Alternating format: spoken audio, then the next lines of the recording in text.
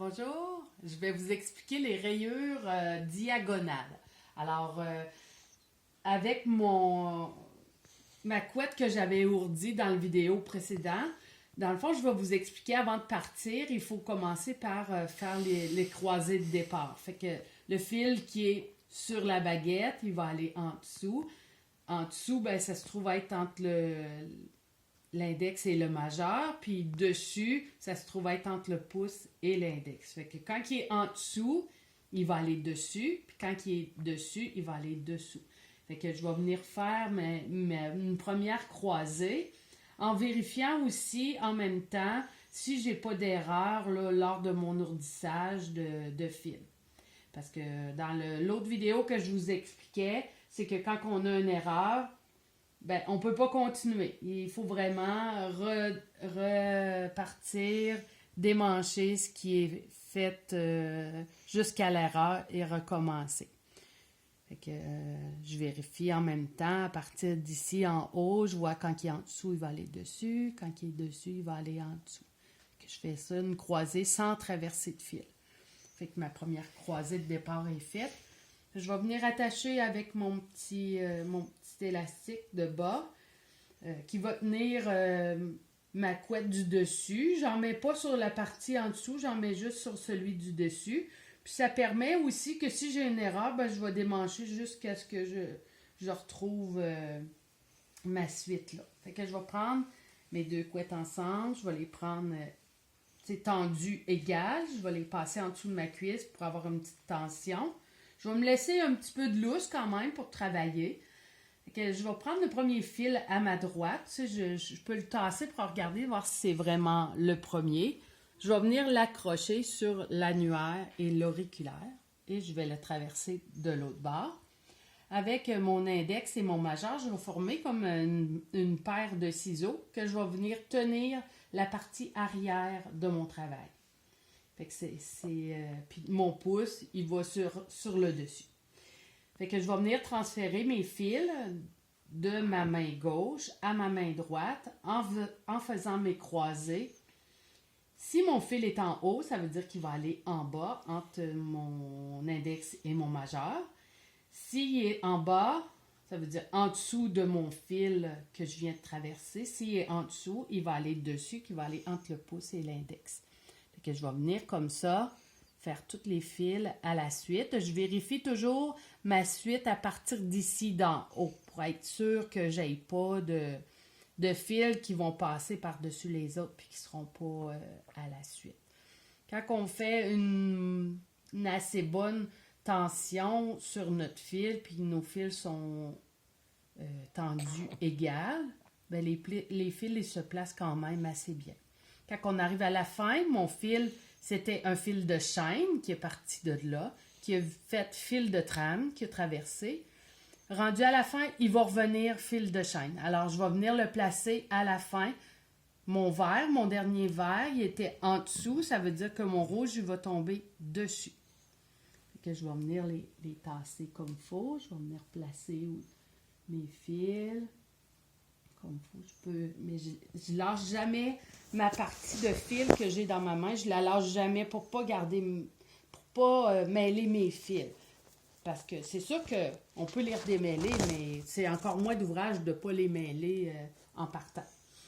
Fait que moi, je lâche jamais ma couette. Je laisse tout le temps ma main entre soit une ou l'autre ou comme ça.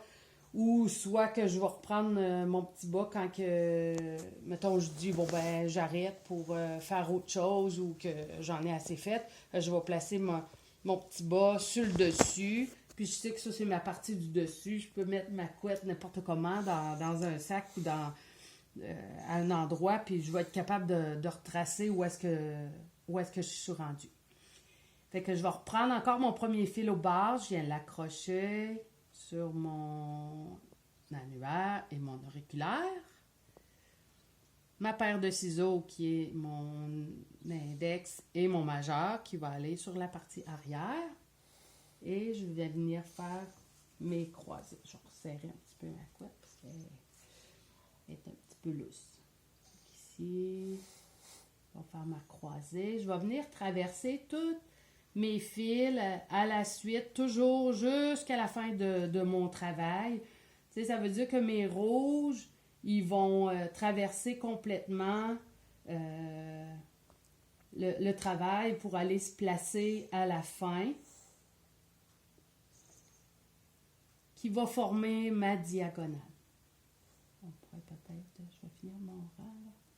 Puis à la fin ici, des fois c'est toujours un petit peu embêtant au début de savoir comment mon fil, je vais venir le placer. Mais à force d'en faire, ben, on finit par le savoir automatiquement que quand il a traversé, il faut qu'il redevienne fil de chaîne. Alors, le dernier ici, il était en dessous, ça veut dire que lui, il va aller dessus. Fait qu'il va se former des faux croisés ici, en dessous. On va venir les défaire. Dans le fond, avant de lâcher tout, je vous ai dit tantôt, je lâche jamais mon travail parce que ça paraît pas, mais je suis paresseuse, puis j'aime pas ça, être obligée de tout recommencer. Fait que j'attache ça. Ici, je vais venir écarter ici ma couette, puis je vois mon fil qui traverse, là. Tu vois, le fil rouge, là, il traverse jusque-là. Fait que je vais venir le prendre ici, puis je vais venir le tirer pour le démêler.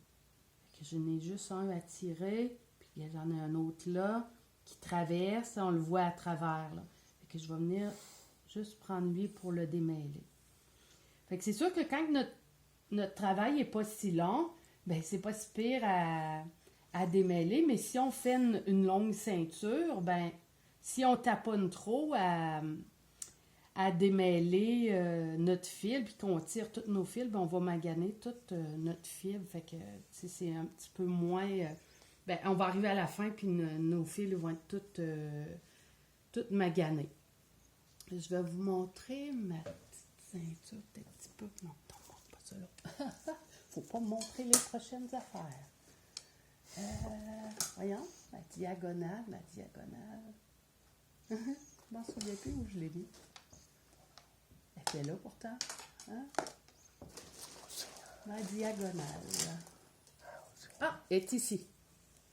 Fait que la diagonale, ça va donner ça. Il faut au moins le faire à 2 couleurs, hein, parce que dans le fond, mes fils rouges ici ont traversé tout un par un. Au fur et à mesure que la ligne agrandit, c'est que le fil qui était ce côté-là, il s'en vient de ce côté-là. Fait que tous les fils rouges, ils vont tous traverser jusqu'à ce qu'il y ait autant de fils jaunes que de fils rouges là. Puis après ça, ça va faire la même chose jusqu'au bout. Alors, fait que c'est ça pour la rayure diagonale. Ben, merci beaucoup, à la prochaine. Bye!